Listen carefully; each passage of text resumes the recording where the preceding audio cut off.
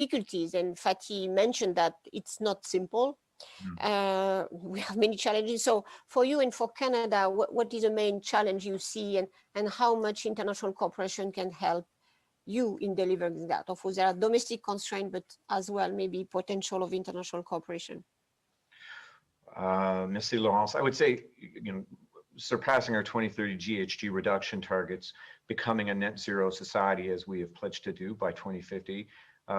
Those are very ambitious objectives for this country, and they come with some challenges. Let me focus on two of those challenges and explain how Canada intends to address them. First, I would mention the need to ensure continued long-term commitment and policy action. To track our progress to ensure our success, Canada has introduced the Canadian Net Zero Emissions Accountability Act, which would put our net zero commitment into law and establish an independent advisory body to provide ongoing advice to the Government of Canada as we chart our path to net zero by 2050. It's a commitment that sets 5-year milestone targets to track our progress, emission reduction plans for each milestone target, and the requirement to publish interim and final reports on the results. The second challenge I would raise is specifically relevant to Canada.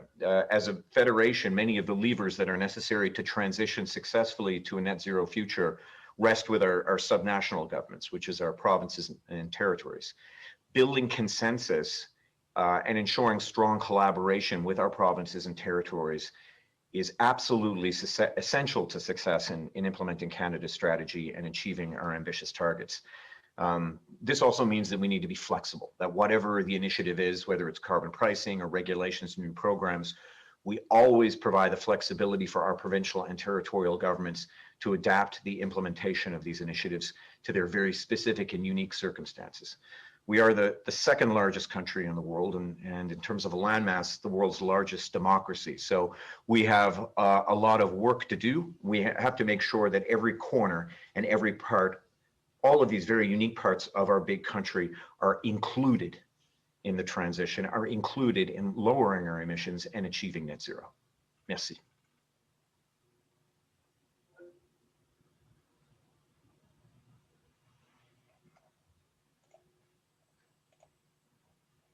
Canada, of course, as Teresa Ribeiro mentioned, local elements in Canada means a lot, because you are just such a wide country with so many corners in a way. So if you have to look at all the corners, that is really a challenge. And that's really interesting, what you said about long-term consistency in policies, and at the same time the flexibility. And that, I think, is an important element which we try to build in the Paris Agreement, the capacity to go for a clear direction, and at the same time really trying to adapt to always changing economic conditions. And yes, the connection between energy transition and democracy seems to be more and more important in the way every one of you, of course, is trying to deliver the policy. I have first, before giving the floor to His Excellency Aziz Rabat, the Minister of Energy and Mines and Environment of Finance of Morocco, just to present the apologies of Mrs. Amani Abouzid, the Commissioner for Infrastructure and Energy, who has to leave for an urgent mission. So anyway, that leaves us with one less panelist, but I'm sure that will be very much completed by the others. Can I give the floor now to Minister Aziz Rabat, and maybe understand the fantastic, of course, you have done fantastic thing on the solar energy production. That's, of course, sort of a world record, if I may say so. What are your plans in utilizing this? And that was a long conversation years ago, maybe 10 or 15 years ago. And being as a co-moderator with my good friend Carsten Saar, something that Germany, of course, has discussed many, many times with North African government, and in particular Morocco. How you see this idea that Morocco could be a provider of energy, not only for Morocco, but for a number of other countries? This is very exciting, because the potential of the region is immense. You are leading, and so how you see that, and then what can be done more, this I would say there is another question on hydrogen that I know Morocco is very keen to develop. So collaboration, as Commissioner Simpson said previously, seems to be very central. So I would really love to hear your views on these two elements. And again, recognizing your enormous leadership in a developing country of having such an investment on solar. Thank you, Minister, if you can take the floor. Thank you very much. If there is any translation, I will speak in Arabic or in French, as you like. Merci beaucoup pour ces questions intéressantes. D'abord, je dois confirmer l'engagement de mon pays dans cette dynamique internationale. Cette dynamique internationale quant au changement climatique, la préservation de l'environnement, développement des énergies renouvelables, développement de l'économie verte. Et les derniers rapports qui ont été publiés montrent que le Maroc, parmi les pays qui sont hautement engagés et qui réalisent des bons résultats. Countries and has achieved good results. Nous avons entamé donc la préparation de notre stratégie bas carbone. Embarked upon a low carbon strategy. Nous avons mis en place pas mal de programmes. Le premier, c'est le plan électrique, c'est Power Generation 2021-2030, 99% des énergies renouvelables, banque solaire, éolien, et bien sûr autres. Nous avons préparé l'écosystème industriel, c'est-à-dire l'industrie de l'énergie, parce qu'il ne suffit pas de produire de l'électricité. It's not about only generating electricity. Au-delà de ça, il faut capter une partie de l'industrie de cette énergie, des usines you must also involve industries et des usines with smart programs, smart factories sont en train de mettre en place le cadre favorable pour attirer des investissements en la matière.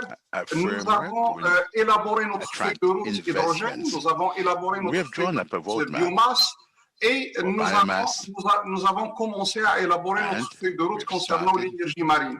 Donc c'est toute une, si vous voulez, une série de dynamiques qui convergent vers le même objectif de faire de notre pays un des pays engagés, c'est-à-dire leader dans le domaine des énergies renouvelables et de l'économie verte.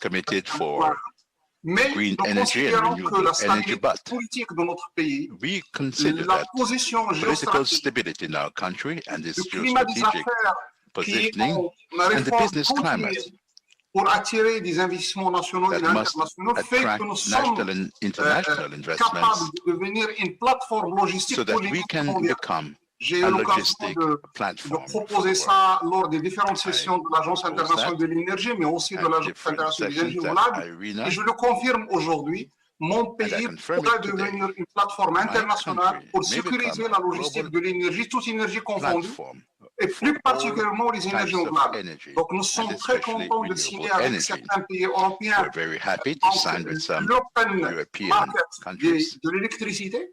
Donc, et j'espère qu'on va aboutir à des résultats intéressants. Nous négocions avec l'Espagne pour renforcer la connexion électrique. Nous sommes en train de la connexion électrique avec le Portugal. Nous avons signé avec l'Allemagne un accord pour développer l'hydrogène, que ce soit pour le marché national et le marché international. Nous sommes en train de préparer pour la connexion avec des pays africains subsahariens et nous sommes en train de négocier des partenariats stratégiques dans le domaine de l'énergie et de l'économie verte avec pas mal de pays américains, asiatiques et autres. Alors, pour terminer, je peux confirmer que nous sommes un marché qui est très ouvert. Nous avons 34 grandes entreprises internationales qui investissent au Maroc, dont 5 entreprises marocaines qui sont venues de presque 12 pays asiatiques, arabes, européens, américains et même marocains. Donc, ça veut dire que la plateforme marocaine, la plateforme à la disposition de tous nos partenaires. Nous sommes très contents de voir les partenariats avancer avec certains pays, avec certaines entreprises, avec certaines institutions. Et donc, c'est cette dynamique qui est engagée par Sa Majesté, mise en œuvre par le gouvernement, implémentée par le ministère de l'Énergie avec tous ses partenaires. Implemented by the Ministry of Renewable Energy and its partners. Merci, Monsieur le Ministre. Merci d'avoir choisi le français. Thank you, Mr. Minister. Thank you for choosing French. That made life easier for me. Can you hear me? Can you hear me? So thank you for choosing my mother tongue to better react to what you just said. It is extremely interesting to see how the economic stakeholders are also part and parcel of your national and international and regional energy policy. Congratulations for that. You didn't entirely develop on hydrogen.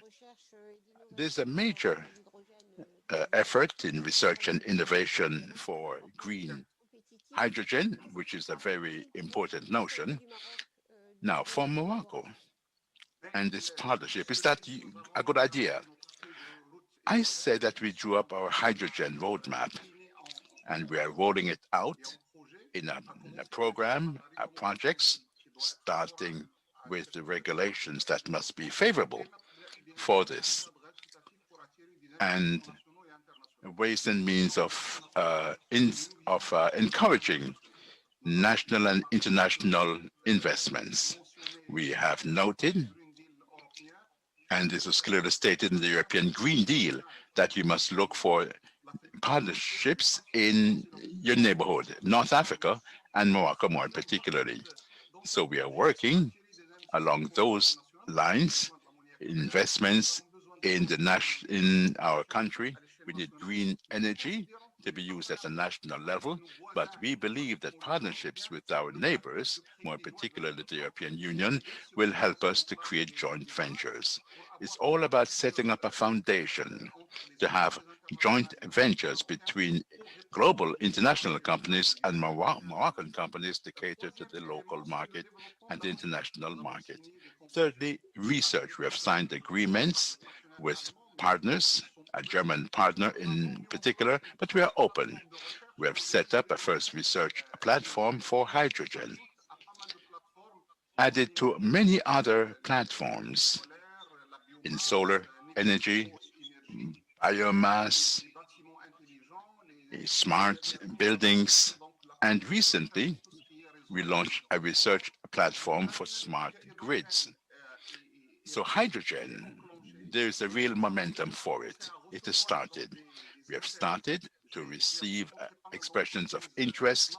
I've met many national and international companies. Even this morning, I had a meeting with consortiums that would like to invest in producing hydrogen for exports. A part, of course, could be delivered on the national market.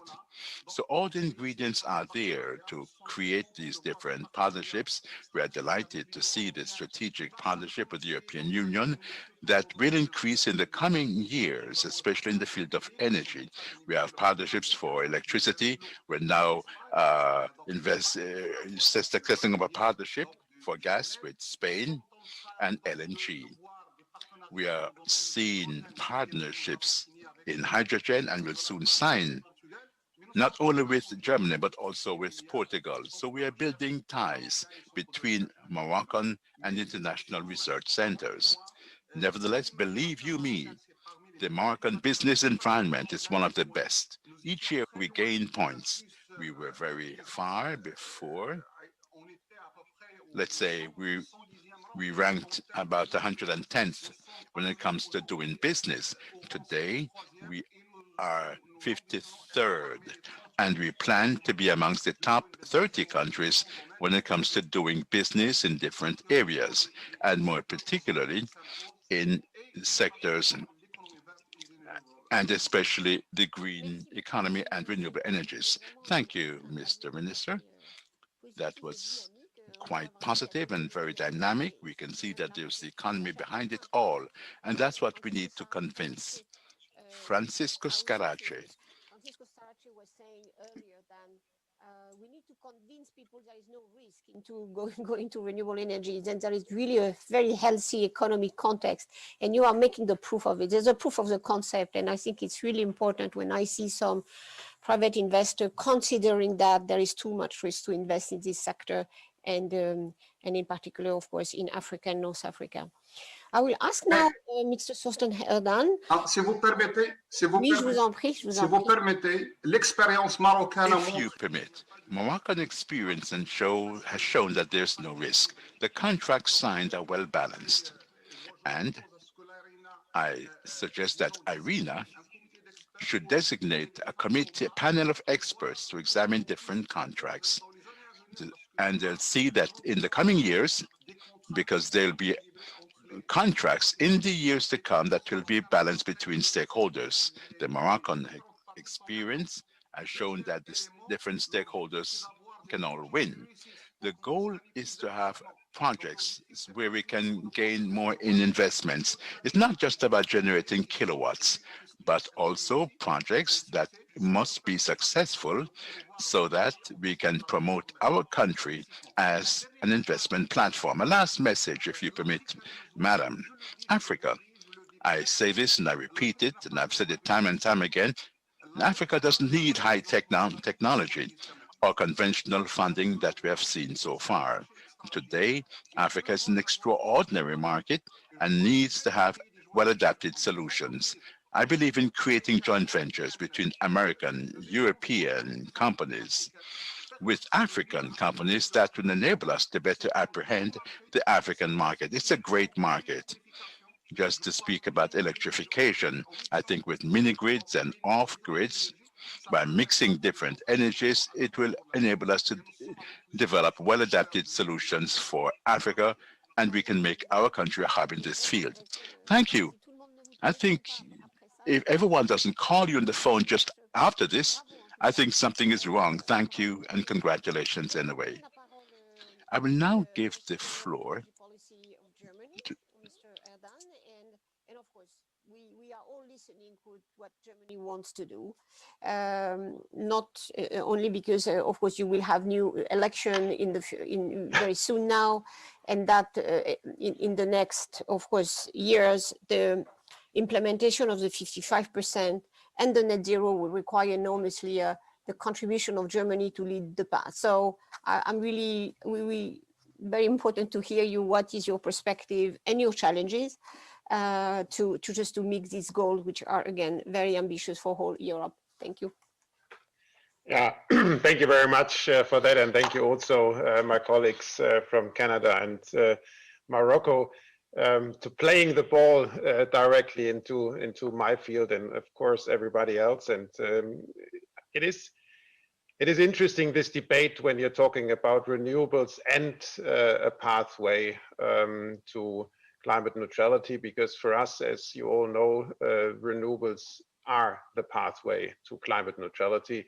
We will stop nuclear power generation end of next year, and we have just agreed to phase out coal completely. So we are left with renewables, and that is good. That's the first point. And you said, Madam, that we are running up to election in September. That's true, as we do every 4 years. But there is one thing which is absolutely clear, that the way we have just chosen will not change at all. That is also due to one very important fact that we have carved in our law, the climate neutrality by 2050. That was for us extremely important, and specifically during our presidency of the EU in the second half of last year. It was the very, very important step for us in order to convince all Europe to agree on that 55% goal in 2030. So for us, it is absolutely clear that the pathway has been painted.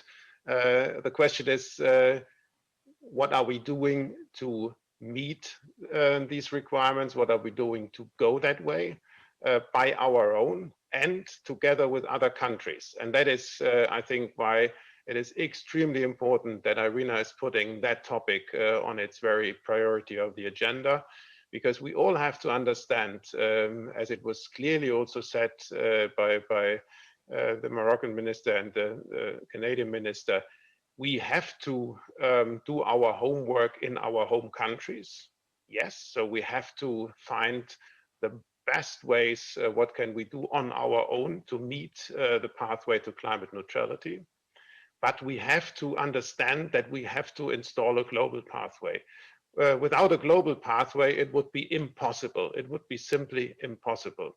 And by establishing that global pathway together with the national pathway, we do need help. And that is where ARENA is really the best organization to help us, because it is all on renewables. And we must not only look on ourselves for partners, we can make use of ARENA that they trying to get partners together. Not individual ones, that may be a very tough job for ARENA, because if they would connect individuals all the time, that is simply something very, very difficult and time consuming. But to find, as Mr. Rubber was saying, ways how partners can deal with each other for not everybody to reinvent the wheel again. And that is something which is very important. And there is another very important point, which is all about hydrogen, but I put it in some different ways. We all have understood that we have two energy carriers. The one is electricity and the other one is molecules. We still have molecules and we will continue to have molecules. And by understanding that, it is absolutely clear that the molecule, it's the smallest one in the world, hydrogen molecule, can be used as the most important energy carrier to carry around renewables all around the world.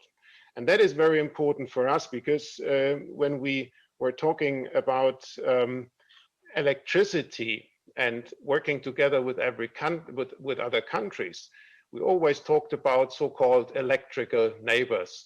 So we talked about those countries to which we were electrically connected.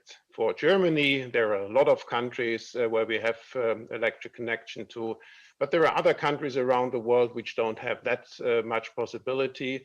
And they are also looking for partners to meeting climate neutrality in 2050. And that is where hydrogen, that is where the molecule comes into the game, because it now allows us to harvest, for instance, wind and solar in countries around the world and put it into that carrier of hydrogen and simply call it, ship it around the world. And by that, building not only new partnerships, but also building new trading partnerships. And if you trade energy, it is very logic that you will continue to trade also other things. And it's also, at the end of the day, a peacemaking instrument. If you trade with partners, it is the best way of not fighting each other. So this common pathway and how to achieve a format for that common pathway, that is very important. I mentioned yesterday at the ministerial point that we are talking since years about sector coupling. So meaning that we need to couple the transport sector with the electricity sector, with the building sector, with the industry sector. What we haven't talked about is the nation coupling. That for us is something which is now coming into the next step of energy transition towards meeting climate neutrality. So we need to couple those nations. And there are principally two types of nations. If you look on that from the energy perspective, there are nations which can deliver energy, and there are nations which need energy. And Germany definitely is in the position that we need energy, that we need renewable energy. So we need to look for partners around the world where we can trade with our technology, of course, which we are innovating all the time, but also where we can trade with the renewable energy, and be it in the hydrogen format, or be it in the electricity format in Europe, or be it in formats of synthetic fuels or ammonia. That will certainly be something the future will show. But we have to create formats how to do so. And we have, well, we are discussing a format which we call H2 Global. And H2 Global simply means that we can think about to auction the demand, like in Germany, of hydrogen or ammonia or synthetic fuel, and we can also auction the supply in a certain country, in a certain region, for instance, like Morocco. And then the question is, what's the price difference between the auction for supply and the auction for demand? And when we think about mechanisms, how to support to close these price gaps in between, in order to scale up the whole supply chain from the production of the renewable energy over the production of hydrogen, over the transport of hydrogen, down to the usage of hydrogen in whatsoever application, be it in the steel industry or be it in the local municipalities or wherever, then we can build up a system which can work for not only two partners, but which may be a role model for many, many other countries around. So that is something where we are really looking forward to using these formats in order to trade wind and trade solar energy via other formats than only electricity around the world. So for us, the pathway towards climate neutrality is the second pillar now, besides of electricity, having now molecules in our hand, which we can ship around the world. And for that, IRENA is a very important partner for us in order to facilitate not only the nations coupling, but also formats for that nation coupling. And I'm looking very much forward to the work of IRENA. And Francesco, thank you very much for doing that work. And yeah, thank you everybody, of course, listening to me. Thanks a lot. Thank you very much, Torsten Herdan.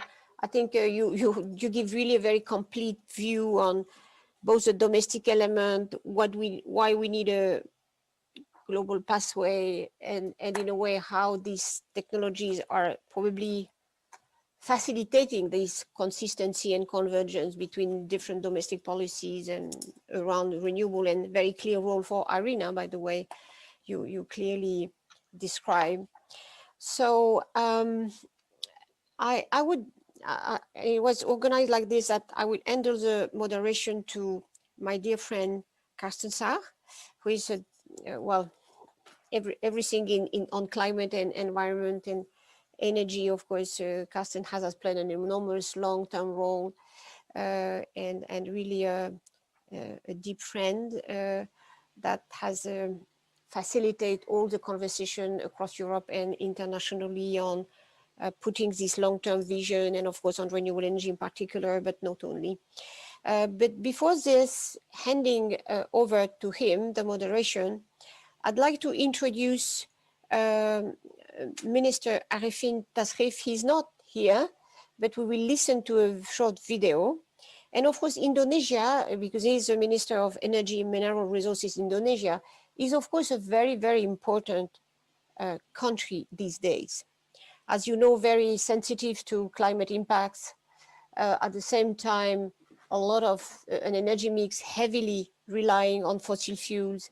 And for the moment, I think everybody will look in particular in the prospect of the G20 meetings and the renewable interest on the G20 meetings on ecological transition and net zero. That will be, of course, an important role for Indonesia. So I'm happy to introduce the Minister of Energy and Mineral Resources of Indonesia, and then give the floor then for Carsten Saar to continue our discussion. Thank you. And thank you for having me allowed to participate to your discussion until now. Excellencies, Ministers and Ambassadors, Director General of IRENA, speakers and moderator, distinguished guests, ladies and gentlemen, greetings from Jakarta. It is indeed a pleasure for me to speak before such a distinguished forum. I would like to extend my sincere gratitude and appreciation to the organizing committee for preparing today's event. Reducing carbon means reducing the utilization of fossil fuel. In this regard, Indonesia has been implementing several key programs, such as 1. Biodiesel mandatory, co-firing, RDF utilization. 2. Replacing diesel with renewable energy in power plants, including bio-based renewables. 3. Non-electricity, non-biofuel utilization, such as briquette agricultural product drying, and biogas.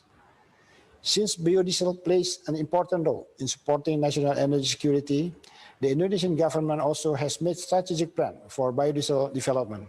For instance, the government will continue to implement the B30 program by conducting regular monitoring and evaluation, facilitating the bottlenecking that might occur, enhancing supporting infrastructure, as well as ensuring sustainability of incentives. As for B40 and B50 implementation program, currently a comprehensive study of blending composition, economic evaluations, which also covers readiness, feedstock, and supporting infrastructures, are being prepared. Road test of B40 is carried out, which will be followed by trial on existing diesel power plants. Furthermore, the government, with one of its state-owned enterprises, Pertamina, are developing green refineries to produce green diesel, green gasoline, and green after. On July 2020, Pertamina has produced the D100 in its refinery in Sumatra at the initial capacity of 1,000 barrels per day. To support this program, we will prepare regulatory support, incentives, and supporting infrastructures, including encourage the development of supporting industries. While for the development of CPO hydrogenation, a green diesel standalone plant demo is currently in development. It is expected that the pilot and product testing will be carried out in December 2021. With the increasing use of biodiesel, the need for feedstock will also increase. In order to secure feedstock supply and minimize land forest clearing, our ministry, in collaboration with related stakeholders, will use reclamation post-mining land. This cooperation includes seeking for suitable crops based on land condition and climate. We wish to develop various feedstock, not only from oil palm trees, but also using other domestic natural resources. Distinguished ladies and gentlemen, to mitigate climate change and make notable impact, low-carbon energy system implementation is a key to an environmentally responsible future development.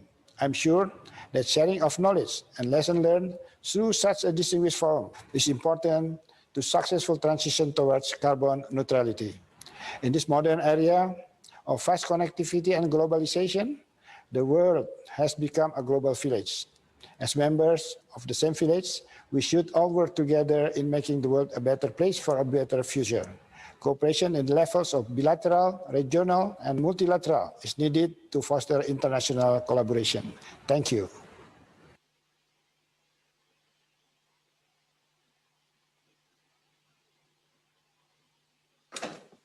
Good morning, good afternoon, good evening. I would like to welcome you to the second part of this panel discussion. We will continue the discussion on different aspects of renewables and pathways to carbon neutrality. For those who have come in later, my name is Carsten Sach. I'm Director General at the German Ministry of the Environment and have a long IRENA history as well. Thank you, Laurence, for your kind introduction. Net zero or climate neutrality by mid-century seems to be the new normal for policy and also for business and societies. The question we are discussing is how to get there. What are the challenges? How do we get there? The second one, what we heard already, the renewables are the backbone of this transition. And the third one is how do we combine short-term policy challenges with our long-term vision, the transformation we are going to do. I have a panel with 5 panelists who feature a range of different backgrounds representing the complexity of the challenge and the need for holistic and coherent approaches to achieve net zero. And I would like to briefly introduce all the 5 panelists first and then move to the discussion with all of them putting some short questions to my panelists. First, I would like to introduce Ms. Joanna Whittington. She is Director General for Energy and Security of the Department of Business, Energy and Industrial Strategy of the United Kingdom, who is also the president of COP26. The second panelist is His Excellency Minister Advaita Murshid Ali Al-Mara, the chairman of the Department of Energy in Abu Dhabi. In this capacity, he is responsible for leading Abu Dhabi's energy transition towards a sustainable energy future. The third panelist is Dominic Roy from the World Economic Forum. He is the managing director of the World Economic Forum and a longtime friend. The fourth panelist is Mr. Marco Alvera. He is the CEO of SNAM, one of Europe's leading natural gas utilities. And last but not least, Mr. Darrell Wilson, who is the executive director of the Hydrogen Council, a global CEO-led initiative for leading companies with the goal to foster the clean energy transition. So I would start with Joanna. The UK, Joanna, has legislated for a net zero goal by 2050, and the UK will be chairing COP26, a critical milestone in the process of delivering on the Paris Agreement. So how are you approaching within the UK these targets, and how do you plan to reaching net zero in the UK, and what is your advice to others of what could be helpful in achieving this target? Joanna. Thank you very much, Carsten, and good afternoon, everybody. Very nice to see you here. As you say, we have all come a really long way. Even the most ambitious emissions targets a few years ago left some parts of the economy where emissions are toughest to reach still able to pollute, leaving other sectors that were more easily electrifiable or offset to pick up the slack. But we are now all dealing with these true net zero commitments, and the task does get a lot harder.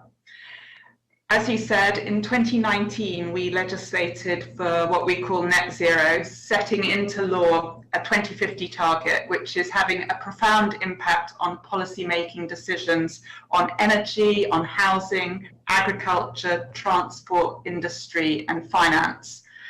And whilst we all find it hugely exciting, and the opportunity that this transition will bring to the economy is significant in terms of new jobs, new skills, and new technologies, and of course, a cleaner environment, there's no doubt that getting there will be an enormous challenge, touching all of our economy and requiring a significant mobilization of capital. Last year, our Prime Minister announced a 10-point plan for a green industrial revolution, which sets out our vision for the technologies of the future.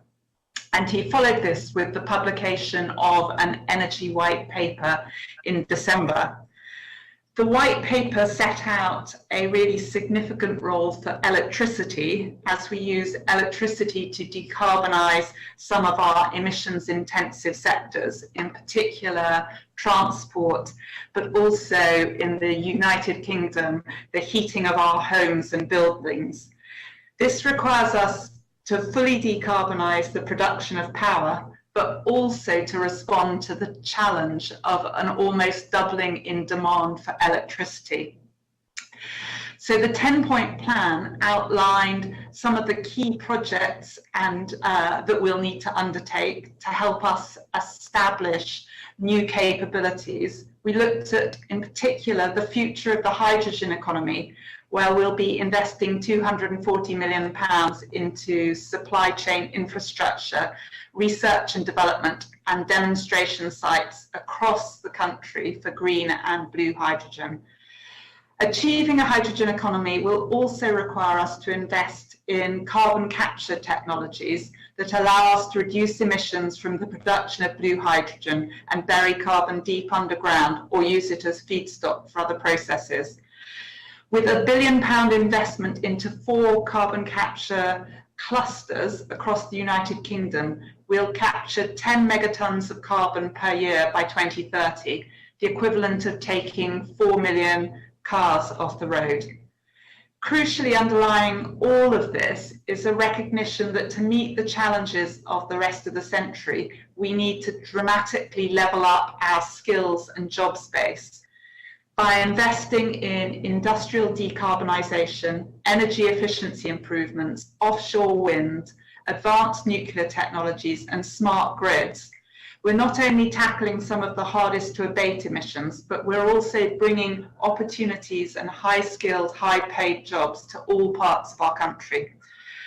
As we look forward to COP26 later this year, it will be through dialogues with partners around this virtual tables, countries, private companies and expert organisations alike that will be able to make a really concerted effort to achieve our collective goal.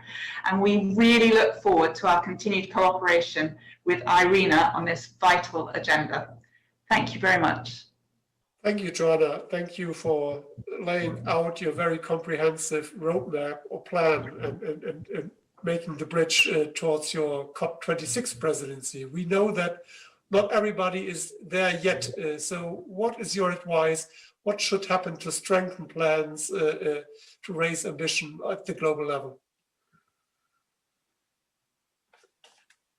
You need to unmute. Joanna, you are still on mute.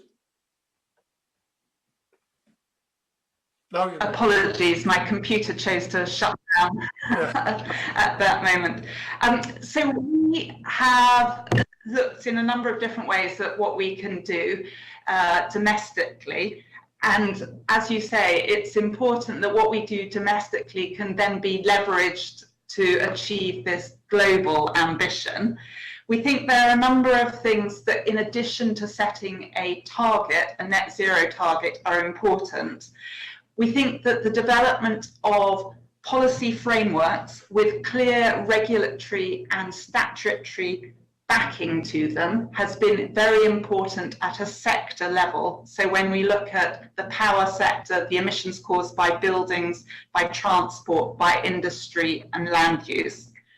We've benefited from broad political support, broad consensus politically around what we're doing.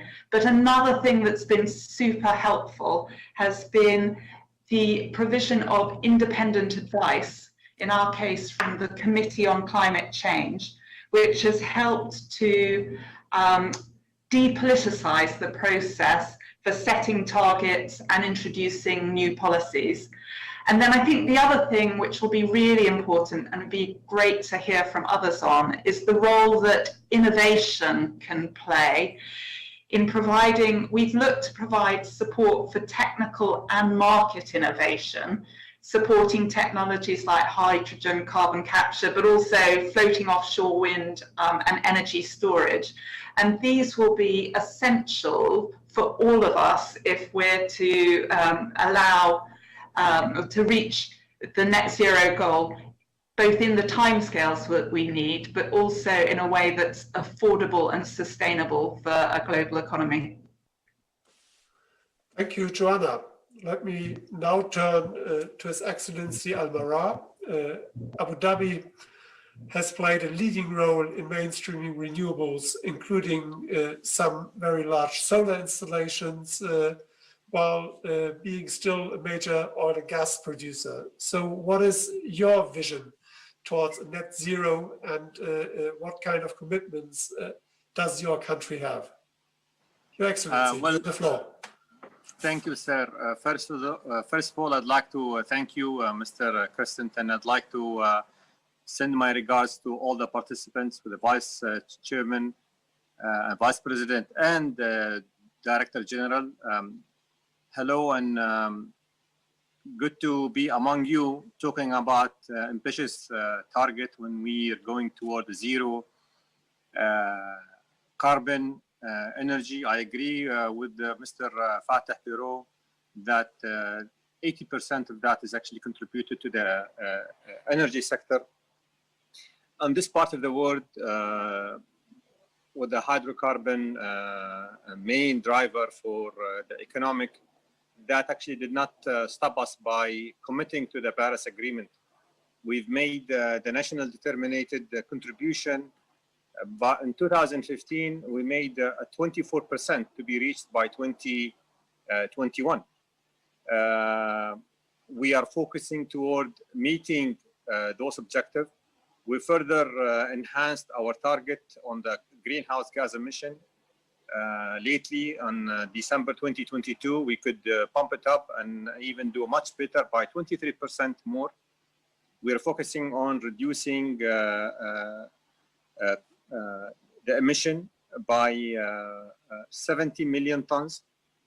Our strategy in-house within UAE focuses by 2050 to have 50% of that energy comes in from the clean energy. So in summary, we are actually devoting all our focus and commitment toward zero carbon target. For us, it is a journey. For us, this will never stop. We'll be always tapping into the innovation, tapping into the new technology, tapping into the digitalization. We have celebrated operation of the first nuclear plant going toward the clean energy. We also celebrated a huge achievement on solar development as well. So all of that are evidence toward sticking to our commitment when it comes to the zero carbon targets.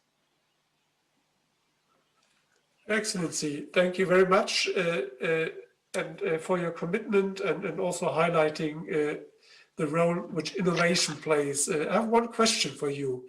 Your Excellency, what kind of framework conditions within your country and outside your country, and what kind of international cooperation would you find helpful to assist you in traveling this journey towards net zero? First of all, definitely the commitment made by the government on the Paris Agreement. That's number one. Number two, the benefit from reports and technologies and experience that are being shared internationally. And the best evidence of this, us participating with ARENA Assembly. Thank you very much, Your Excellency. Let me now turn to Dominic Roy. Dominic, welcome as well, Managing Director of the WEF.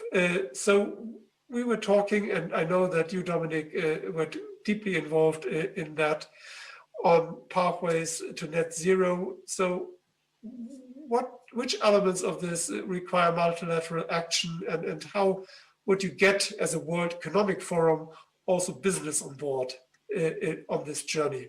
Dominic, please. Thank you, Carsten, and it's a delight to be here. Thank you for welcoming us and the World Economic Forum to this assembly. Vice President, Director General, we are absolutely delighted to continue the strong working relationship with ARENA. Since signing our MOU with you last year, it's been a huge success, and we're looking forward to much progress in the future. As you know, we're the international organization for public-private collaboration, so reaching net zero is firmly within the remit we see of requiring that kind of collaboration, the public-private collaboration, in particular, as we heard earlier, the private sector.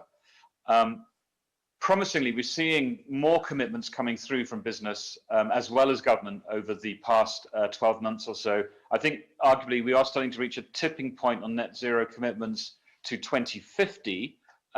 It's perhaps to 2030 where there's a short run focus which might be required, and I was very pleased to hear comments from our UK government representative about that, with the focus on COP26. So it's about converting, more and more of those commitments to action. We see two priority areas where there's a real potential to convert that commitment to action. One is in the heavier industries, the hard to abate sectors, so-called steel, cement, chemicals, aviation, trucking, those kinds of things. And the other is in cities. So let me just touch briefly on both of those. Carsten, you remember at the Secretary General's Climate Action Summit in 2019, we launched an initiative called Mission Possible to drive to net zero by 2050. Those hard to abate industry sectors, those ones that I mentioned. And I'm delighted to say that since that launch, a group of 30 companies has turned into over 300 companies and organizations and institutions. We have a great mobilization with key partners for this Mission Possible partnership now, which will drive forward and into COP26. So great progress there. We're also seeing momentum in the urban area environment.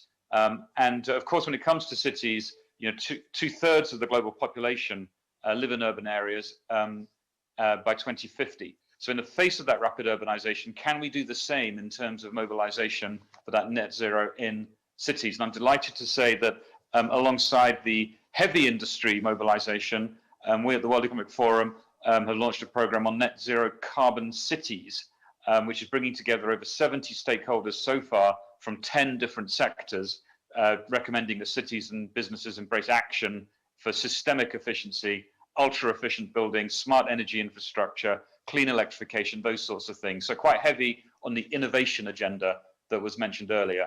So to conclude, the mobilization of key industry sectors across the heavier industries in progress, gathering momentum is not easy. One has to work across multiple organizations and multiple sectors, and also in the city space. But we feel pragmatically optimistic about the momentum that can be created through to COP26, particularly given the geopolitical conditions that were mentioned earlier. And again, I'd like to underscore and thank our friends at IRENA, particularly the DG, and the great commitment and collaboration we have with them through our MOU. Thank you. Thank you, Dominic. And the two sectors are excellent ones, and you know that I take a lot of interest in those as well. So, but if you would say, you said you're very successful in mobilizing, but what are the instruments or what are the issues you really need to achieving that? Is that sustainable finance? Is that clear regulation? Is that creating new markets? Probably it's a mix of all of it. So I just would like to get your view on that one. Yeah, it's a great question. And there is a mixture. And one of the most interesting things about it is that there's also the idea of a demand pull. So if there were, for example, in the cement, which is one of the hard to abate sectors, upward of 30% of cement is publicly purchased. So if there were policy signals around demand pulls, public purchase agreements, procurement, that sort of thing. Similarly, if you look at shipping, which is another one of these key sectors, imagine if large consumer goods companies said that we will only have our goods, who have net zero commitments, we'll only have our goods going on ships that are also net zero. So then there's a demand pull from those with consumer goods being exported around the world. So these are some of the horizontals, as well as the classics of course financing. This transition refinancing piece is becoming more and more important. What kind of financial instruments can help in that transition to 2030 and beyond, as well as large infrastructure investments like hydrogen, that kind of thing. I think the key of these policy frameworks, which was mentioned earlier by a couple of colleagues on these panels, and that requires that iteration and interaction between the public and the private and key experts to chart out what can be done, how quickly it can be done, and what levers can be pulled across that whole portfolio.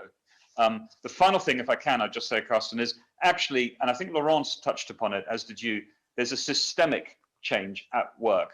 And one of the most interesting systemic shifts that we're seeing is the rise of what is coined stakeholder capitalism amongst the private sector. That is that the delivery of goods and services, the reason for being a corporation into the 21st century might not necessarily only be about quarterly return to shareholders, but also the value that is delivered to a wider range of stakeholders. And we see that theme related through things like ESG metrics being picked up more and more. And there's a very interesting systemic shift, I think, going on across the corporate community. Thank you.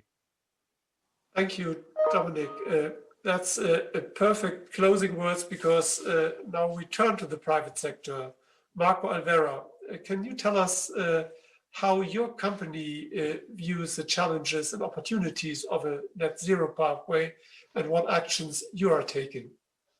Thank you very much, Dr. Sack, and good afternoon to everybody, and thank you to Irene and Francisco La Camera for having us here. So we are very big fans of net zero. Not only it's an important target in itself, but it forces us to think about the final state, the end game of the energy system. So it's bringing forward a lot of discussions around the balance between electrons and molecules. As SNAM, we're doing our homework. We have committed to becoming net zero for scope 1 and scope 2 by 2040. So as Dominic was saying, we're in the category that's trying to bring the targets forward, and we will have significant reduction by 2030 already. As Irina say in their excellent work on the net zero, by 2050, they expect 49% of energy to be electrified. The remaining 51%, and it could potentially be even a little more, is going to be very hard to electrify. And we heard that also from Mrs. Whittington in the UK. When you talk about heating, you have a lot of seasonal issues. And so we believe the world really needs green molecules in the forms of blue and indeed green hydrogen. So what are we doing, and what can we do, what needs to be done? Well, we heard Mr. Herden talk about sector coupling. Sector coupling will play a huge role, and this idea of nations coupling is a very strategic opportunity. We think hydrogen will be produced where there is cheaper renewables. We heard about the clear strategy for Abu Dhabi. We have the opportunity to produce solar and wind produced hydrogen where it's cheap, and we can transport that over very long distances with pipelines at a very cheap price. SNAM is the world's largest pipeline operator after Gazprom, so we're number 2 in the world. We have pipelines going into North Africa, going into Austria towards Russia, and now with TAP going all the way into the Caspian. What's key is to reduce the cost of green hydrogen. We have to do that by scaling up the manufacturing of electrolyzers. Electrolyzers are still, as we know, in their infancy. There's a lot of opportunity to improve the materials, the technologies, like we're doing for batteries. We need gigafactories for electrolyzers. As SNAM, we want to accelerate all this. Hydrogen will come, but rather than waiting for it to happen on its own, rather than letting inertia play out, as we know, inertia can take decades to act change, we want to push and to accelerate. So we have gotten together with Aqua Power, 7 companies, Aqua Power, CWP Renewables, Envision, Iberdrola, Ørsted, Yara, and SNAM. We have founded the Green Hydrogen Catapult. We will offer this project for the COP26, which will be run by the UK and chaired also by Italy. So it's a joint COP26. We will offer this platform, this private platform, to say, let's make green hydrogen at $2 per kilo in 5 years' time. Why do we pick $2 a kilo? We think this will be really important to send a price signal so that people can put that number into their models, use that number for their investment decisions. In order to get to $2 a kilo, of course $2 in sunny or windy places, we need to bring the volume of electrolyzers, we think, to 25 gigawatts. So it's really important that we do so. The European Commission, we heard earlier, is fully committed to that. We have blending, which we can use to accelerate the creation of green hydrogen markets. So this $2 a kilo is a real commitment and is a tipping point after which it can become economical without the need for too much subsidies. Thank you. Thank you, Marco. Just one follow-up question. Great commitments you have been putting forward, and the Alliance, I think it's a very important contribution to COP26. But you have also heard a lot of government plans. You mentioned country coupling and others. So what could we, governments and government representatives, do to just speed up the development towards net zero? Thank you very much for the follow-on question. Well, first of all, this catapult I talked about will get bigger. So the 7 are the founders. Our idea is to get to 40, 50 companies, because we need to activate, and governments is really where they are helping and they can help, is to activate that entrepreneurial energy that will push people like us to take the final investment decisions sooner than when we're forced to do so. So we think the very successful policies on renewable subsidies created the big market for renewables, but that came at a big cost to consumers.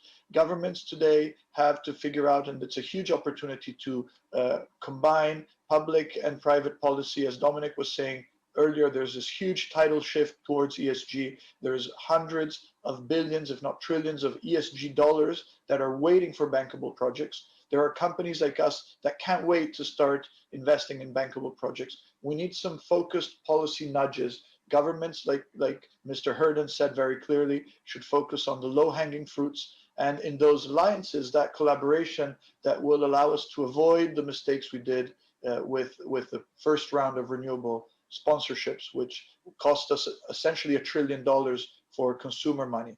We need to focus on the low-hanging fruits, really focus on scaling up the electrolyzers, creating those partnerships with countries where production can be cheaper, and really worrying about the midstream. The midstream will be key to move the molecules from where they're cheaper to produce to where the markets is. And the idea to combine trade with support is very important, so that you can start trading demand for supply. And this is nothing new. We did exactly the same when we were creating the gas market in Europe. We were, as SNAM and as E.ON and other companies, Uniper, we were Gas de France, we were going into the countries and offering demand to Russia in exchange for big pipelines to build the gas. So we have to rediscover that entrepreneurial spirit of the kind of 70s and 80s, where we really created a market from scratch. We have to do that in a really accelerated way. Thank you. Thank you, Marco. Let me finally turn to Darryl Wilson, the Executive Director of the Hydrogen Council. So you have heard quite a lot of people speaking about hydrogen. You have heard the price tag, which Marco just put forward. There are huge expectations on hydrogen. So how do we best scale up hydrogen as one of the big elements for the transition we are undergoing? Darryl, please. Thank you, Karsten. It's a pleasure to be with this important group and in part of this very important discussion. I think we've just heard a fantastic example of the alignment between the public interest and the strength of the private sector in collaborating and delivering on the promise of hydrogen. And industry needs to see the signals from governments for energy infrastructure investments. These investments are often made with a view of 30 or 40-year time horizon. And so now is the time to be setting very clear signals, as our previous speaker just said, to set the scene so that the industry can act strongly into this pressing global issue. Hydrogen is indeed one of the critical solutions. The IEA has shown in their forecasts that hydrogen will represent about 17% of global energy demand sourcing by 2050. So hydrogen needs to grow up and deliver on the promise that's been there for some time. And we have the confidence that that's going to happen in the near term now. But large scale investments are needed. And this is where industry and the private sector need to act together. 4 years ago, the Hydrogen Council was formed as a coalition of CEOs from industry who work in this field, and we made tremendous progress. Yesterday, we met more than 100 CEOs, global CEOs, coming together around the vision of delivering on the opportunity of hydrogen for decarbonization. One of the important things, and this has been touched on several times already today, is hydrogen can deliver decarbonization in those sectors where it's not possible to fully electrify. And so freight logistics, industrial heating, industrial feedstock are very critical vectors where hydrogen can deliver on our decarbonization objectives. And we've seen in the last year, of course, a huge rise in leadership from many countries. Our session yesterday with the Hydrogen Council was opened by President von der Leyen, talking about the important place of hydrogen. Indeed, in the European Union, we've seen a tremendous leadership, as we have in France, Germany, Japan, China, many countries around the world now having a strategy around hydrogen. And I must say that this has been enabled by the renewable energy sector. As we've seen renewable energy input costs come down, and this is a very important part of creating green hydrogen, that enables hydrogen to grow up and deliver its place. But as the previous speaker just mentioned, one of the impediments that we have faced for some time is the issue of cost. And scale up is very critical to bring the cost down. That scale up will not happen by itself. It's not an innovation journey where cost will just fall out of this system. But much like we saw with renewable wind and solar technology, the costs will come down as deployments multiply. And this is where governments have an enabling role to help us to scale the industry and get those costs down. The Hydrogen Council has been committed to a fact and science-based sourcing of data to help governments around the world to navigate their pathway into realizing the opportunity of hydrogen. Just yesterday, as part of our meeting, we released a new report on decarbonization pathways, and I think it's a tremendous tool to help policymakers to see their way through to realize the opportunity of hydrogen for their economy and their locale. Some areas are well endowed with renewable energy resources and they can capitalize on hydrogen immediately. Places like Chile, for example, where the cost of producing renewable energy is among the lowest in the world. And then there are other places like Canada, where I come from, where we have both a rich renewable energy capability and also fossil fuel resources, which can be decarbonized with CCS technology, and clean hydrogen can be delivered on the back of the transformed oil and gas industry. So there are multiple pathways to get to the promise and opportunity of hydrogen, and the Council's ready and willing and able to support all of the members of IRENA to find what approach to hydrogen makes best sense for them, to set the strategy and move through the journey of going from a national roadmap to a fully endorsed national strategy with targets and funding, and then move on into implementation. And we're seeing many, many countries around the world progressing on that journey, and we believe that hydrogen will fully take its place in delivering our needs globally for decarbonization. Thank you, Daryl. Many people talk, Daryl, about IRENA having a leading role in this transition towards net zero based on renewables. From a hydrogen perspective, what would you see as an important task IRENA should take upon itself? The scale up of renewable energy production is absolutely fundamental. If there is not more green energy, there won't be green hydrogen. These things go lockstep. In our most recently published report, you'll find it on the website, to get electrolysis costs to come down, and our past speaker was just mentioning this, we need a scale up of 65 gigawatts of electrolysis capacity. And so the renewable energy to feed that hydrogen is absolutely critical. And of course, the renewable energy industry has made great strides in many ways, especially in the area of cost.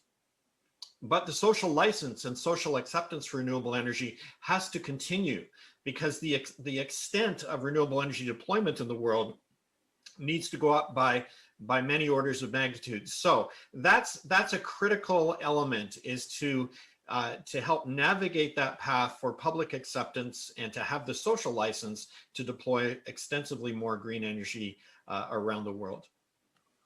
Thank you very much, Daryl. I would like to thank all panelists for their most interesting input.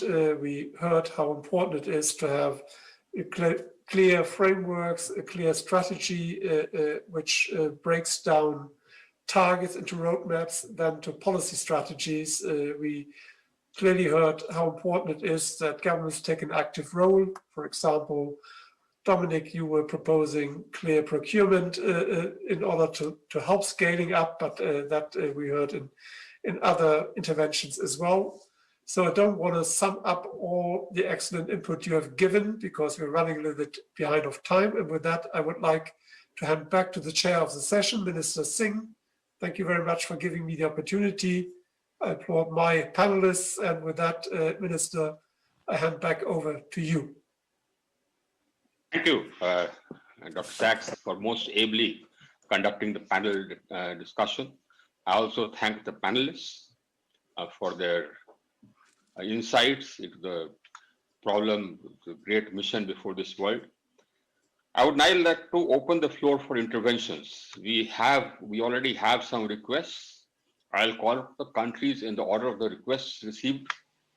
So I call on Portugal to make their intervention. I would request the countries and the speakers to limit their interventions to 3 minutes because we have a pressure of time. Portugal, please. Well, thank you so much for this invitation. It's really a great pleasure to take the floor in such a relevant panel, in such a relevant conference. Distinguished Vice President, all the colleagues and all the people who are listening and participating in this conference.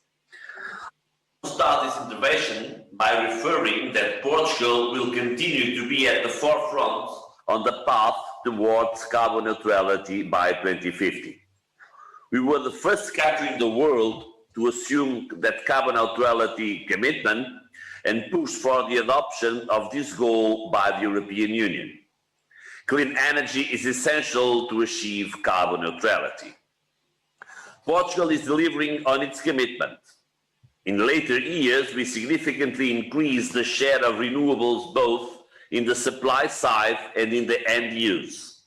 However, motivation is high to go much further in this transition towards cleaner energy, thereby delivering the much needed transformation. In this path, Portugal decided to end coal-fired power generation already this year, and we aim to achieve 80% of renewable energy in electricity generation by 2030. Simultaneously, we are supporting the installation of more renewable energy power generation, namely solar, through auction mechanisms. For 2 times, the auction of this year and the auction of last year, we beat the world record of the lowest price on producing electricity from solar.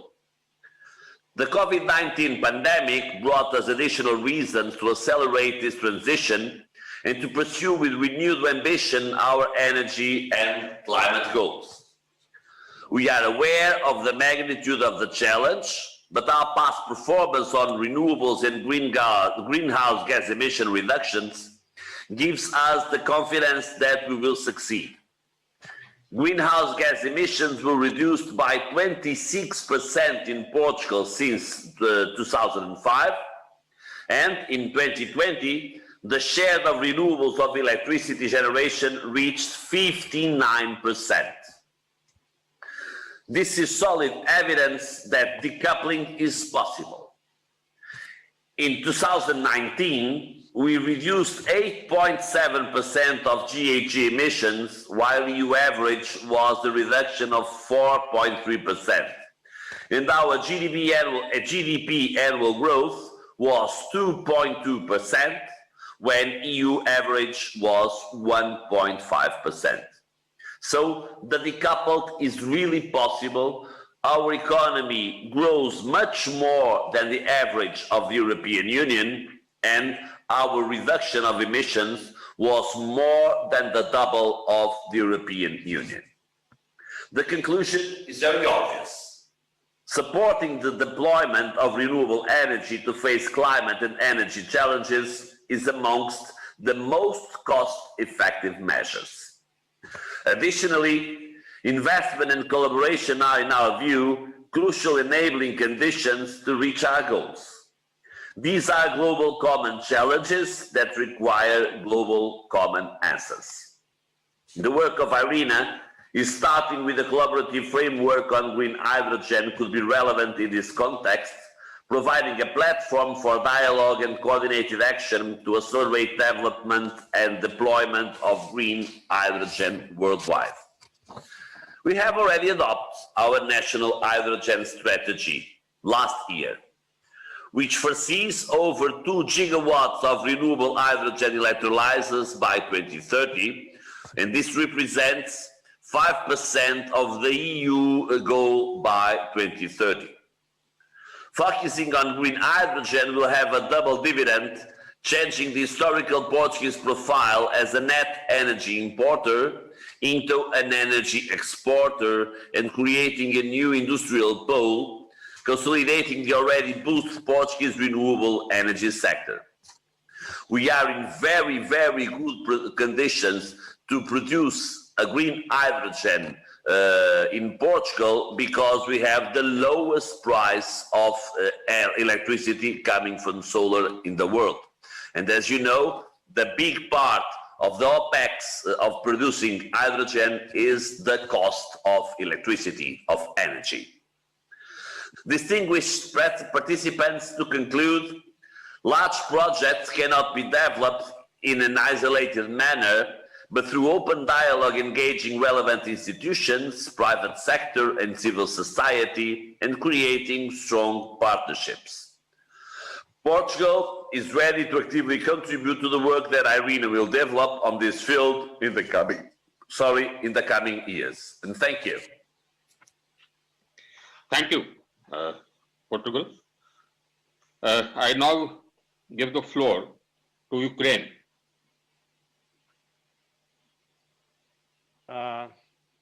Your Excellencies, dear colleagues, dear participants, surely 2020 was a year of a great turbulence, and the pandemic hit hard every economy and every industry in the world. Ukraine and its energy sector are not exception.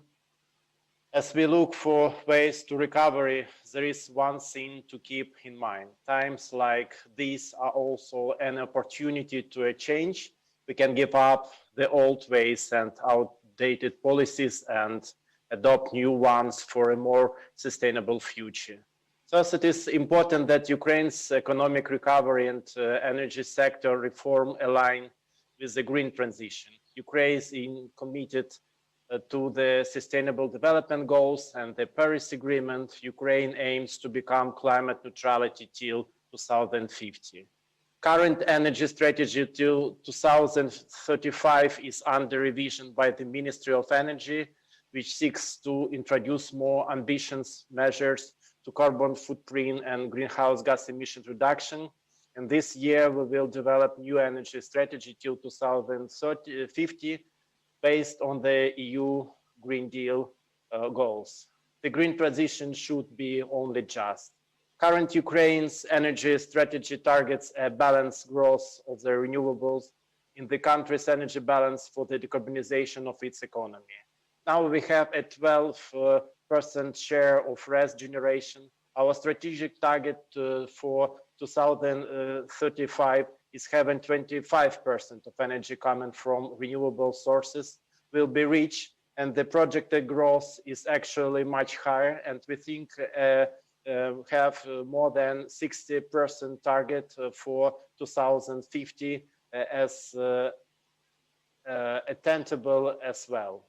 Solar, wind, and hydropower target with nuclear, together with nuclear energy, are considered the most relevant foundation for Ukraine's future carbon-free energy generation.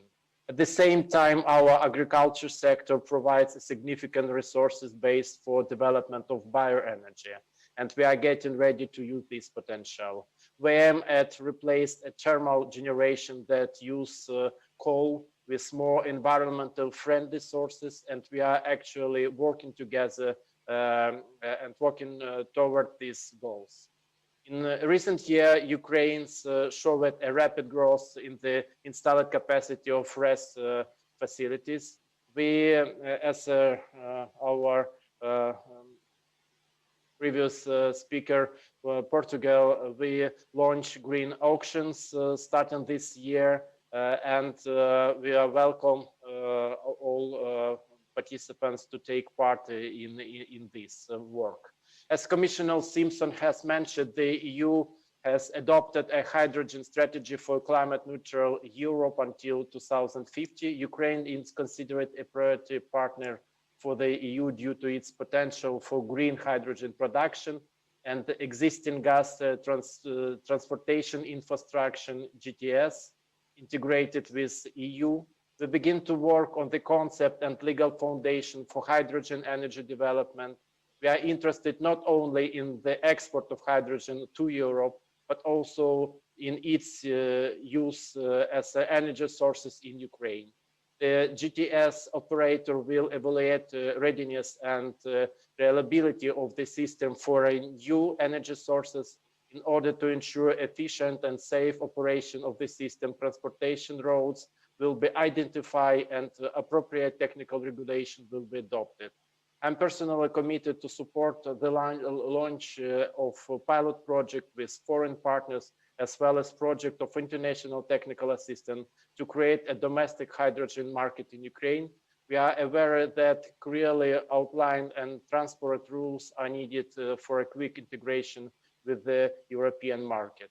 I am convinced that this 11th session of the Assembly will serve as a strong basis for further implementation of mutual beneficial projects. We are always open to cooperation in global sustainable energy development and will always support energy transition through efficient joint work. There is a lot of opportunities to create a greener and more prosperous future in energy sector with the government of our countries, as well as businesses and NGOs would contribute. Let's work together, and thank you very much. Thank you, Your Excellency. I now give the floor to Argentina. Argentina, please. Thank you very much, Vice President.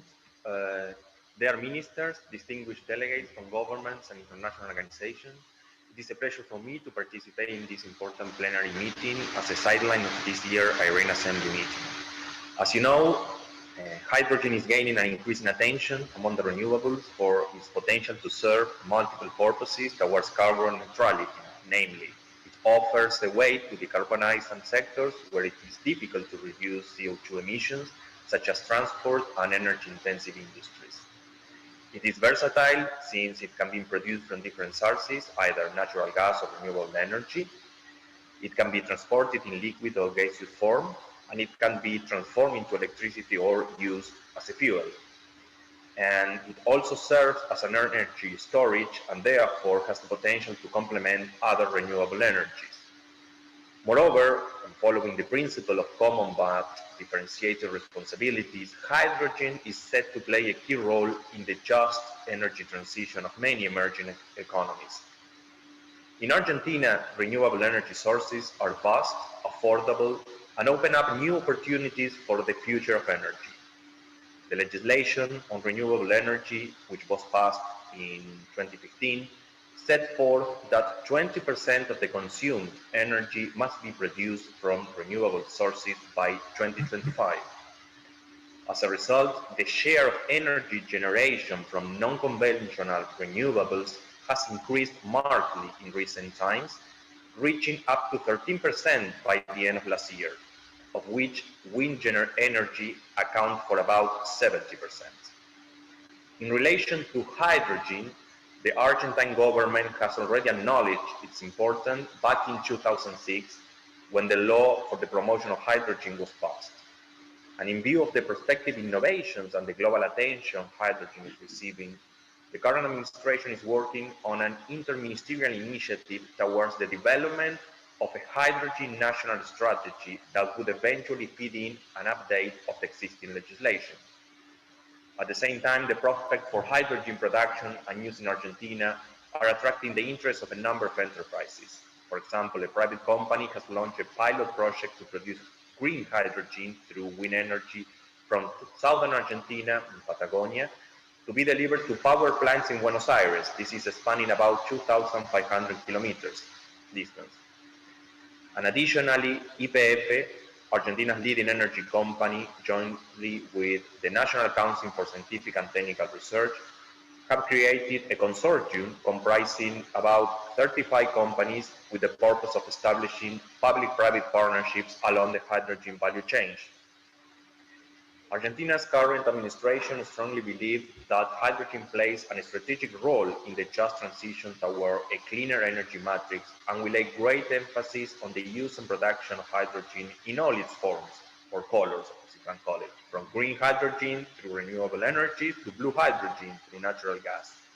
Luckily, Argentina is vastly endowed with all the natural resources as well as human resources to carry out its strategic vision and position itself as a key player in the future of hydrogen. We look forward to continuing bilateral and multilateral cooperation in order to achieve a more clean and sustainable energy generation, and we acknowledge the importance of deepening international cooperation in arenas platform like the one we are on now. Thank you very much. Thank you, Argentina. Now I request Latvia. Latvia, you have the floor. The interventions will need to be limited to 3 minutes, please. I think we are on short on time. Thank you, Your Excellency, Mr. President, Excellencies, distinguished guests, ladies and gentlemen. It's a great honor to have a chance to participate in this event. Latvia is experienced in renewable energy generation. Latvia provides an excellent environment for green energy projects. It should be noted that while producing 41% of its inland annual energy consumption from renewable resources in 2019, Latvia is one of the EU leaders in terms of share of renewables in total energy consumption.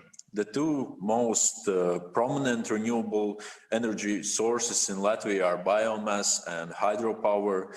Nevertheless, there are still opportunities to be developed in the wind power and solar energy segments, including development of citizen involvement in renewable energy in small-scale production. And of course, these processes and policies are increasing the public acceptance for renewables in the whole.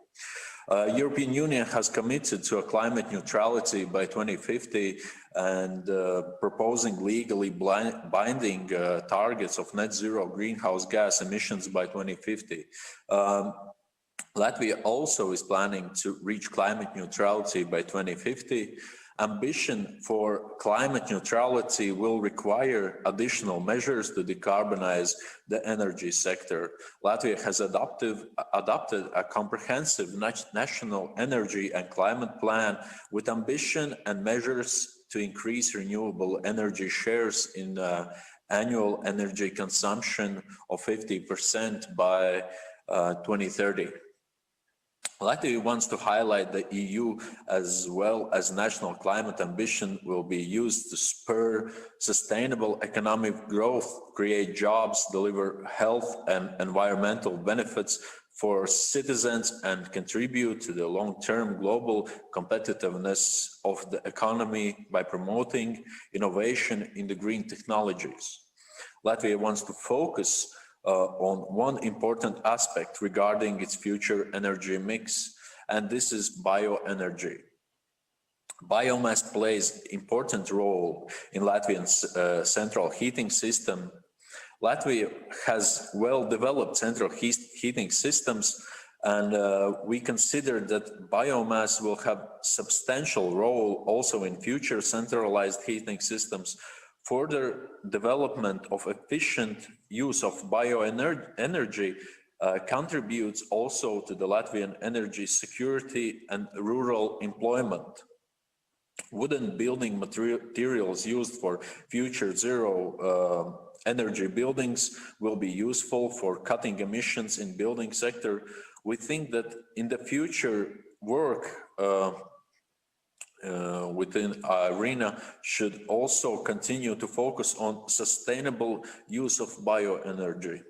Latvia welcomes the proposed establishment of a global high-level forum on energy transition, as well as plans to be actively engaged in IRENA long-term energy scenarios network.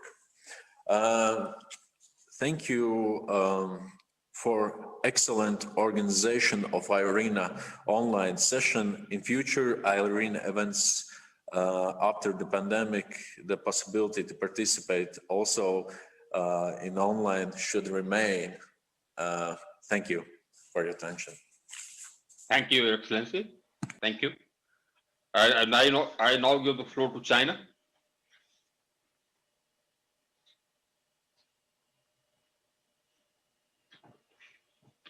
女士们、先生们、各位同仁，大家好。Ladies and gentlemen, dear colleagues,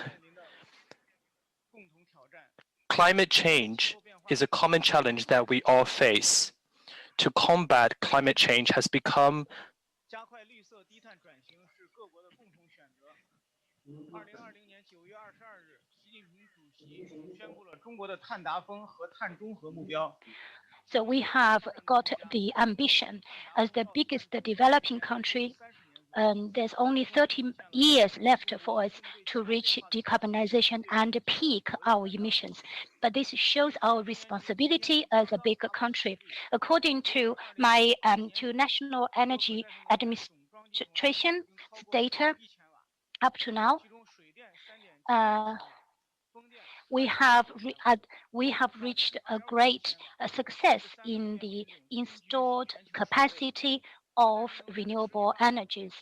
So renewable energy development is playing an important role and a very good support for us to decarbonize our economy. We are transitioning our economy and we are building a new format of development, and we're going to focus on the following. First, we're going to build big scale energy supply system relying on renewable energy. We will focus on both centralized and decentralized systems, and we will develop solar and wind power generations. By 2030, the installed capacity from solar and wind energy will have to reach 1,200 gigawatts. And at the same time, we will develop hydropower, but also reduce the use of coal. Secondly, we're going to improve the quality of energy consumption. We will strictly reduce the amount of energy consumption, and we will improve energy efficiency. We will coordinate both supply and demand size, and we will encourage the development of low carbon economy and low carbon lifestyle. Thirdly, we will improve R&D and innovation, as well as the reduction of costs of renewable technologies. We want to improve the flexibility of renewable grid system. So, and we will also encourage the development of hydrogen.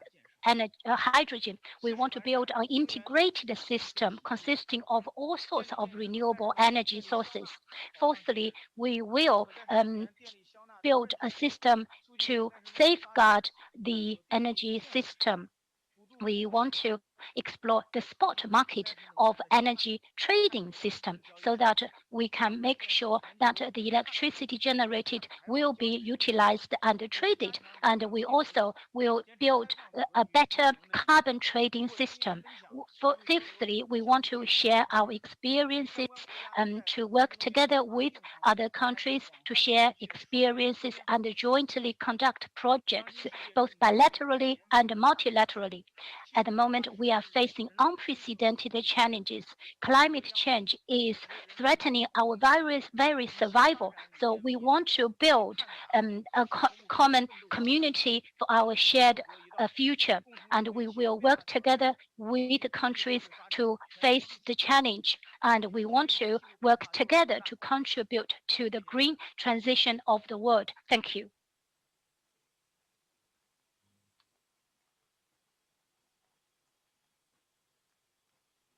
Thank you, China. I now call upon Denmark. Denmark, you have the floor. Thank you very much, Mr. Vice President, and thank you for allowing us to speak today, Your Excellencies, ladies and gentlemen. Denmark stands by its unique ambition to reduce greenhouse gases with 70% by 2030, and renewable energy will play a critical role in achieving this. And already last year we made decisions that will take us 1/3 of the way to that goal. However, that was the easy 1/3. The next 1/3 will be tougher, and the last tougher still. Yesterday I focused on solutions. Today I'll try to focus on some of the difficult things that lie ahead. This means looking closely at some of the critical factors, such as the societal impact and ensuring that we have a social fair energy transition, real challenges that also need some clear answers. One of the things we want to avoid is, of course, that the energy transition and carbon neutrality is seen as a burden that is being imposed instead of an opportunity. What we would like to see is a bright green future for our people and our society. And Denmark's answer to this try to bring about the energy transition through a whole of community approach. So while we do hope for continued innovation to come up with ever better solutions, we're not going to rely on wonder techs solving all these challenges. Fact is that industrial transition and structural adjustment are difficult processes with perceived winners and losers, regardless of the fact that everyone is better off at the end of the day. And these inherently political challenges also will then need political answers in order to ensure a stable penetration of carbon neutrality technologies and a carbon neutral society. There's no doubt that achieving this will look very different from one country to the next. And in Denmark, we believe in political consensus. This is our way to create the best foundation for long-term planning and the investments from government and industry, also when it comes to new technology. So the government is working hard on creating that basis. Unfortunately, we have seen very wide, broad political consensus behind the Danish energy policies leading us towards carbon neutrality. Innovation will still play a very important role, and there is a much need for continued innovation within the renewable energy area. Exchanging research results and sharing the innovative edge is a key role for IRENA, and one that we believe helps its members plan for success, and we believe it should remain a core part of IRENA's work also moving forward. Importantly, innovation is also needed across the energy spectrum. Sometimes we talk a lot about technical or technological innovation, but in fact we need to look carefully at innovation from production to distribution, to services, even sales, because these are kind of new steps that will allow us to make sector coupling and to develop sector coupling generically and hopefully in the most cost-effective way. This is the last word on hydrogen. We do believe, the Danish government does believe that hydrogen can play a very important role as part of the solution for heavy transport, for difficult to decarbonize sectors. Denmark is a strong supporter, and the Danish government is supporting and investing into this area. Still very much work is needed here. It was made very clear during the industry-wide discussion on hydrogen here at IRENA a few months ago.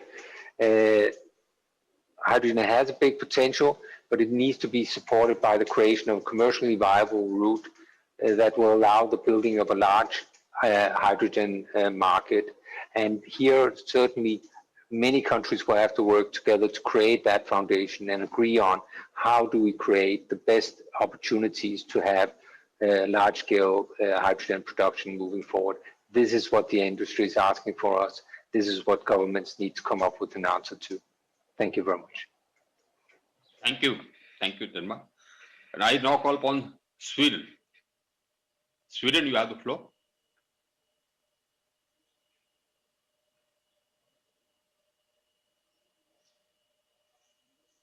Yes, Sweden. Thank you so much, Mr. Chairman. Ministers, dear colleagues, ladies and gentlemen. It is not news to anybody that the climate is the most important challenge of our time. And while we can do a lot with the technology already available today, research, innovation, and the broad and efficient implementation are of vital importance. New products, technologies, and services will give us more options to meet the challenges in socio-economic efficient ways with clean, cheap, and hopefully efficient solutions. It is obvious that efforts are needed not only regarding technology, but also on research in other areas, such as business models, customer behavior needs, and i.e. crucial social and economic issues. We must make sure that the new energy solutions address the needs and desires also of the users. If an energy solution is not also useful and makes life easier, there will, at the end of the day, be little demand for it. Sweden has a significant national program on energy research and innovation, also in this broader sense, but it is an area where international collaboration is absolutely necessary. Hence, Sweden is engaging actively with the different EU programs, such as the Horizon Europe Framework Program and the Innovation Fund. We do participate actively also in Nordic cooperation and in the different activities of the International Energy Agency.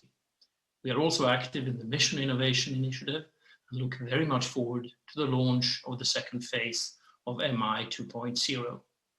Let me also finally stress that international cooperation will allow us to tackle far bigger and more complex problems more efficiently. It can and will hopefully also contribute to make new solutions useful for broader global markets. To conclude, research and innovation in international collaborations remain a cornerstone in meeting the global energy and climate challenges. Thank you so much for your attention. Thank you, Sweden. Thank you. Now we have to conclude. We have Austria. Austria, you have just exactly 3 minutes. That's it. Then we have to conclude. Thank you, Mr. Chair, and I want to be very precise on that. First of all, I really want to thank you for dedicating this session to the pathway to carbon neutrality. I mean, carbon neutrality was only recently outside the range of vision, and now, and we've heard that from a previous speaker, it's the new normal. As you might know, Austria has committed itself to reach climate neutrality already by 2040. That means 10 years earlier than the EU-wide agreed time frame. So it's quite clear for us that reaching this ambitious goal would not only require a considerable increase in energy efficiency and share of renewables, it would also require a facilitation of the integration of the energy system. We've heard about sector coupling across energy carriers, infrastructures, and end-use sectors. Consequently, we need to accelerate the electrification based on renewables, but we also, at the same time, need to promote the use of renewable fuels. We've heard about the electrons, but we also need the molecules, in particular hydrogen, and both of them, electrons and molecules, have to originate from renewable energy sources. Therefore, the energy system of tomorrow must be characterized by large amounts of renewable energy. And for that, we will need, in particular, further investments in infrastructure and increased flexibility in the system. What we are going to do in Austria, we have a national target not only of climate neutrality by 2040, but also a target to cover 100% of our national electricity consumption from renewables already in 2030. That also means we need to install additional renewable electricity production capacity, not less than 27 terawatt hours in the next decade. And we are currently finalizing a new Renewable Deployment Act, which will ensure that we have stable conditions also for investors to reach that goal. We also, in that law, will tackle hydrogen. We want to ensure adequate investment for renewable hydrogen and fit-for-purpose regulatory framework. We're doing our homework in Austria, but we are well aware that the future of hydrogen will be global. International cooperation is vital in order to accelerate the growth of renewable hydrogen around the world. For that, we need to guarantee common global standards, remove regulatory barriers, and create viable business models for investors. Mr. Chair, I try to stay within the 3 minutes. Thanks so much for sharing our experience. Thank you. Actually, we are just out of time. We have requests from a number of countries. I'll try to, with the permission of the Director General and permission of the House, to extend this by another few minutes. the United States. You have the floor. 3 minutes, please. Thank you very much, Mr. President, Minister Singh, Director General Francesco La Camera, and distinguished delegates. Greetings from the United States. This is a big day for all of us.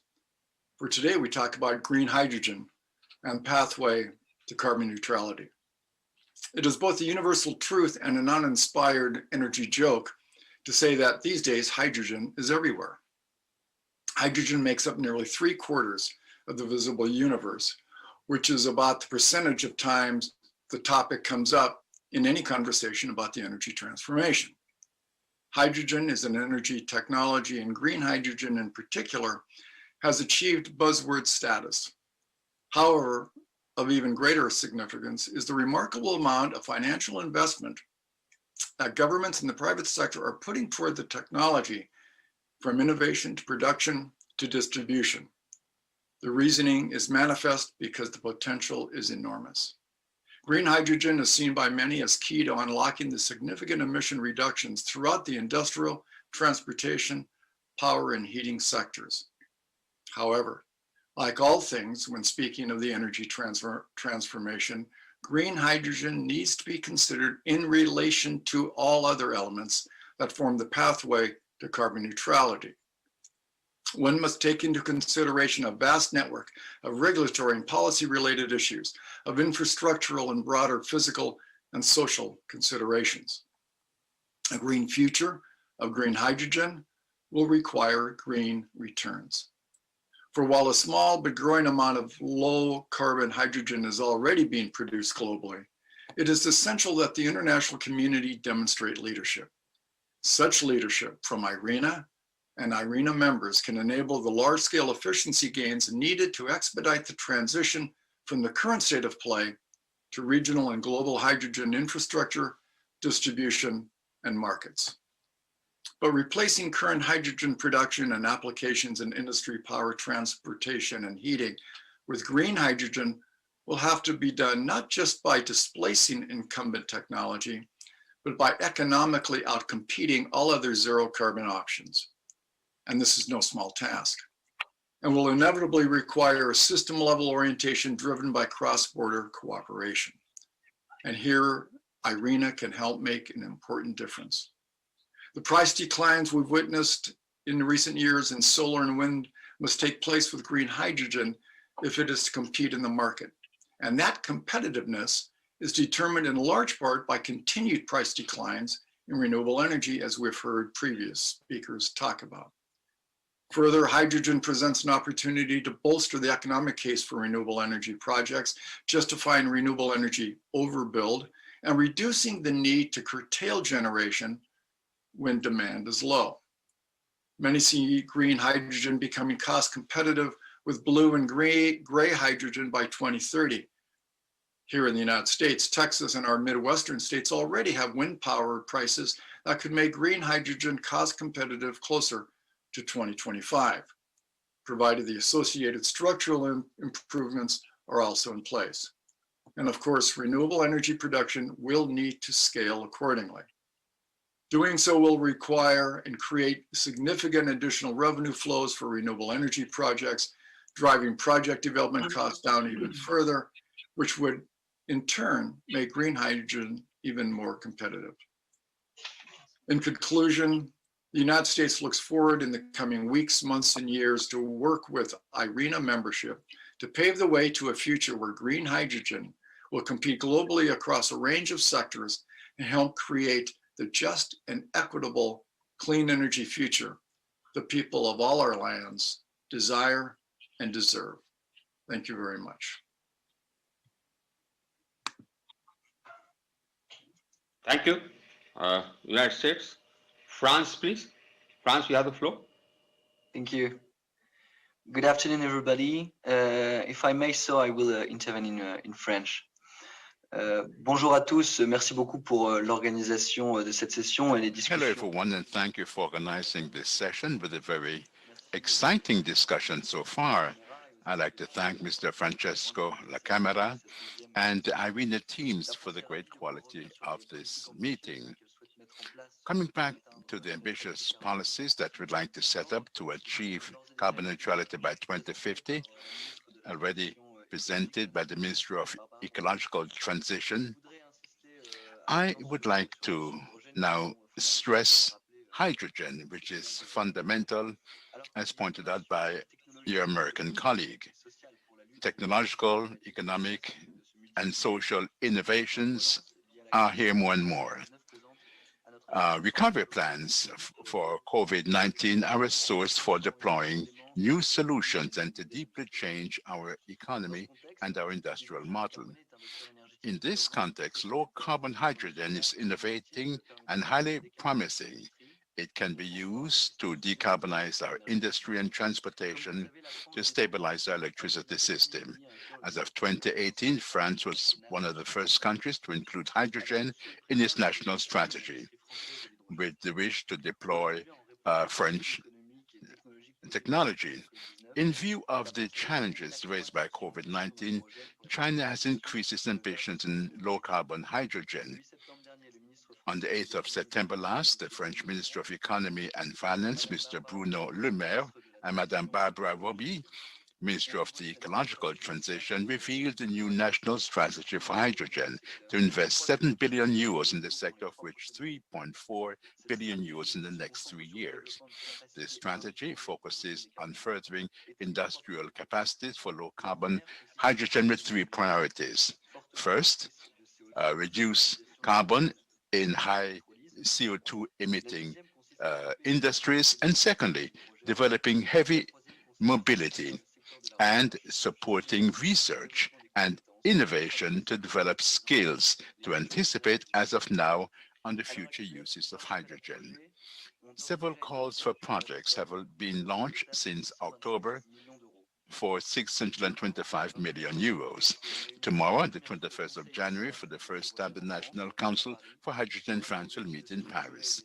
The goal will be to structure exchanges between states and stakeholders for implementing the French hydrogen technology, especially in industrial sectors. Furthermore, France considers that the European Union must play a key role in developing these sectors and to develop a national strategies in coordination with the new strategy rolled out by the European Commission this summer. France works closely with the European Commission and with its European partners. In the last December, it signed with 22 other member states a manifesto for developing a value chain for hydrogen. This is the starting point of a new major project, common in Europe, to be implemented in 2021. France considers that international cooperation is essential to deploy hydrogen technologies. For example, work in coordination on developing the hydrogen footprint as carried out by the Satisfy European cooperation is essential to ensure the development of low-carbon hydrogen. In this context, France is prepared to develop new partnerships on low-carbon hydrogen through IRENA in particular. I thank you for your attention. Thank you. Thank you, Franz. Now we have run out of time. We have a number of other requests. I would request those countries to give their written interventions to the Secretariat. And the Director General, Your Excellency, you have the floor. You may respond to all the issues raised and address all the issues raised. Thank you, sir. Excellency, Mr. Singh, Excellencies, distinguished participants, ladies and gentlemen. Very many thanks to all our distinguished chair, panelists, speakers, and moderators. This was a very rich and inspiring discussion on a topic of growing importance, and we heard how many countries have made a serious commitment to decarbonizing their economies, and many more are actively exploring how to do so. That strong political will is very encouraging and essential if we are to avoid the worst impact of climate change and build resilient, equitable energy systems. It is clear from the discussion that reaching net zero represents a huge challenge, but equally, that there are a growing number of options to achieve that. We heard that low-cost renewables is the central pillar of those strategies, and there are a wide range of exciting developments underway using renewable electricity and renewable fuels such as green hydrogen. Many speakers emphasize the need for support and the value of international collaboration. We are pleased to hear that many positive comments about IRENA's role to date in supporting just and inclusive energy transitions and the need for IRENA to continue that leadership role aligned with global policy priorities of a sustainable recovery from the pandemic and the Agenda 2030 for Sustainable Development. We will ensure that we take on board the many suggestions speakers have made for further work and deciding the priorities for IRENA's work program.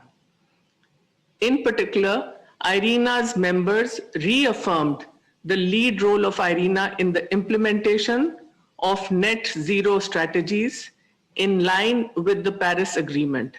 And in that context, the desire for IRENA to continue to foster close partnerships with countries to develop the roadmaps for decarbonization supported by IRENA's continued techno-economic, socio-economic and policy analysis as a guide for government's decision-making and to promote a just transition. In addition, we heard proposals for IRENA to take a central role in building the partnerships needed for development and dissemination of the systemic innovations needed for net zero targets, particularly through the IRENA collaborative frameworks, facilitating an inclusive public-private action agenda focused on solutions, including high share of renewable power and the growing use of green hydrogen. Ladies and gentlemen, net zero is clearly a huge challenge and requires rapid and sustained action on multiple fronts. However, the innovation and determination of that policymakers and businesses showed in today's discussion gives me confidence that by working together, we can deliver our goals. Thank you very much.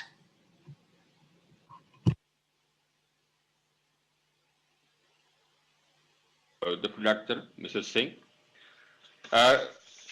Because of the paucity of time, we could not hear interventions from some countries, Antigua and Barbuda, Fiji, Italy, Japan, Philippines, and Colombia.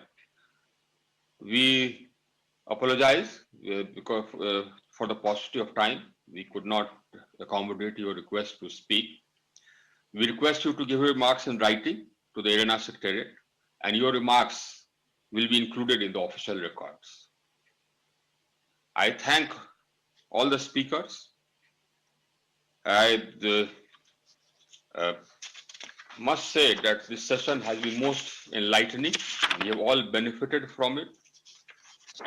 And I would like to thank especially the IRENA Secretariat for having organized these discussions. These discussions have really been very useful. Thank you everybody. India will report back to the plenary on the 21st of January on these important discussions that we have had today. Thank you very much.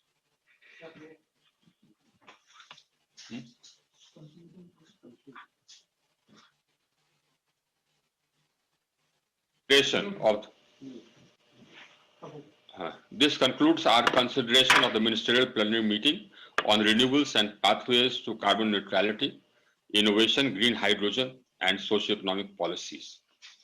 Thank you.